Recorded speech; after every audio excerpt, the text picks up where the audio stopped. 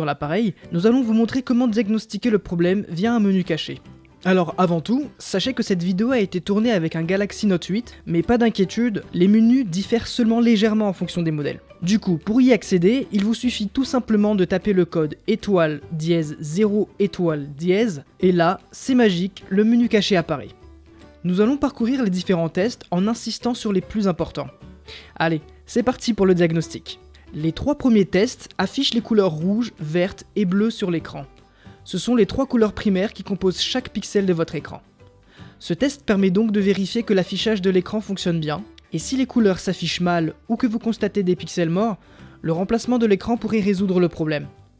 Le prochain test, appelé Receiver, correspond au diagnostic du haut-parleur interne, appelé aussi haut-parleur d'écoute, situé généralement en haut du téléphone.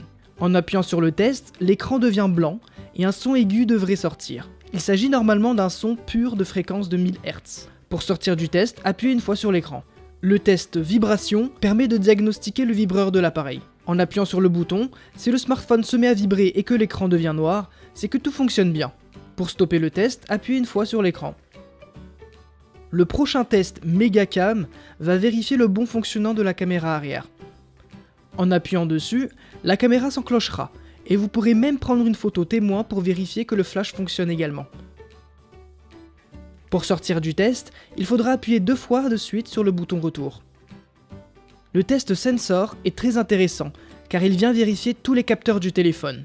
En appuyant sur le bouton, vous arrivez dans un sous-menu qui propose de tester chaque capteur. Le premier capteur que vous pouvez tester est le capteur de proximité. Pour rappel, ce dernier sert de détecteur de présence et coupe l'affichage de l'écran lors d'un appel lorsque l'oreille est proche de l'appareil. Pour le tester, placez tout simplement votre main au-dessus du téléphone où le capteur se trouve généralement. S'il fonctionne correctement, l'écran devrait devenir vert et le téléphone devrait vibrer. Le deuxième capteur est l'accéléromètre. Ce capteur est capable de savoir dans quelle direction et surtout à quelle vitesse le téléphone se déplace en mesurant une accélération sur les 3 axes X, Y et Z. C'est une fonctionnalité très utile pour les applications pour courir par exemple. En appuyant sur le bouton Graph, vous pouvez voir les données en temps réel en bougeant votre téléphone plus ou moins rapidement sur les 3 axes. Plus le mouvement est rapide, plus les données seront élevées. Et si les données n'évoluent pas, c'est que le capteur est en panne. Pour sortir, cliquez 2 fois sur le bouton retour. Le troisième capteur est le baromètre. Il va permettre au smartphone d'acquérir encore plus rapidement une position GPS en ajoutant une donnée supplémentaire, l'altitude. En appuyant sur le baromètre Self-Test, le téléphone testera automatiquement le capteur pour voir s'il est fonctionnel. Le quatrième capteur est le capteur de luminosité. Ce capteur permet au téléphone de détecter s'il y a plus ou moins de lumière dans son environnement. Et c'est en fonction qu'il déterminera par exemple le niveau d'intensité lumineuse qu'il accordera à l'écran. Pour le tester, passez votre main au-dessus du téléphone où il est logé, et normalement le level devrait passer de 1 à 4 en fonction de l'intensité lumineuse qu'il y a dans la pièce. Moins il y aura de lumière, plus le level se rapprochera de 1, et vice versa. Le cinquième capteur est le gyroscope. On peut le confondre avec l'accéléromètre car il permet de mesurer les changements d'orientation sur les 3 axes X, Y et Z. Très utile pour certaines applications de jeux notamment, qui ont construit leur gameplay sur cette fonctionnalité. Sur le graphe, vous pouvez voir l'évolution des données en fonction de l'orientation de l'appareil. S'il n'y a aucun changement, c'est que le capteur doit être défectueux et il faudra le remplacer. Le sixième capteur est le magnétomètre. Il agit comme une boussole et travaille de pair avec le gyroscope.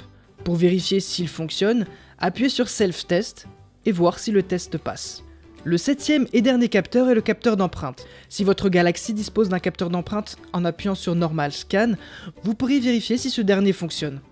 Et voilà, maintenant que tous les capteurs sont testés, appuyez 2 fois sur le bouton retour et nous pouvons passer au test du tactile en appuyant sur Touch. Ici, la vérification est assez simple.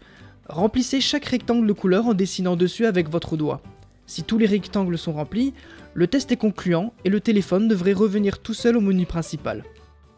Le prochain test Speaker vérifie si le haut-parleur externe fonctionne correctement. En appuyant dessus, une musique devrait se lancer.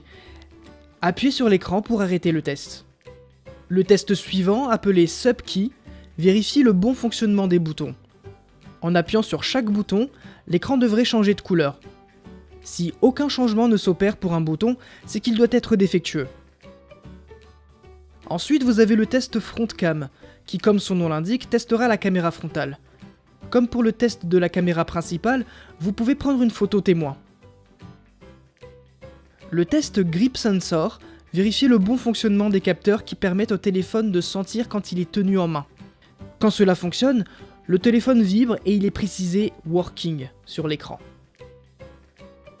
Le prochain test LED vérifie si la LED en haut de votre écran change bien de couleur. Pour rappel, chaque couleur représente un état précis de votre appareil. Par exemple, s'il est en charge ou entièrement chargé, ou encore si vous avez des notifications. Le test Sensor Hub permet de vérifier le bon fonctionnement du microprocesseur qui gère les capteurs du téléphone. En actionnant le test, l'écran s'éteindra et en le rallumant, vous aurez le résultat. Le test suivant, appelé Black, vient tout simplement vérifier la qualité du noir de votre affichage. Puis vous avez le test Hall IC qui permet de vérifier l'habilité qu'a l'écran de détecter les ondes magnétiques. En approchant un objet aimanté près des marqueurs sur l'écran, il devrait vous indiquer le résultat du test. Cette fonctionnalité peut être utile pour les coques de protection avec clapet qui possèdent un aimant. Ensuite, vous avez le test S-Pen qui vérifie le bon fonctionnement de votre stylet, seulement si vous avez un Galaxy qui en possède un. Vous avez 3 tests différents qui vont contrôler entre autres la pression du stylet sur l'écran tactile, sa précision et sa détection au survol de l'écran. Et le dernier test Iris Caméra permet de vérifier le bon fonctionnement du déverrouillage de l'écran avec vos yeux. Et voilà, pour rappel, ce menu caché est disponible sur tous les Galaxy et propose en général les mêmes tests en fonction bien évidemment des fonctionnalités de l'appareil. Si vous pensez que cette vidéo vous a été utile, on vous invite à mettre un pouce en l'air. Et n'hésitez pas à vous abonner à notre chaîne YouTube pour plus d'astuces et de guides de réparation. Allez, à très vite!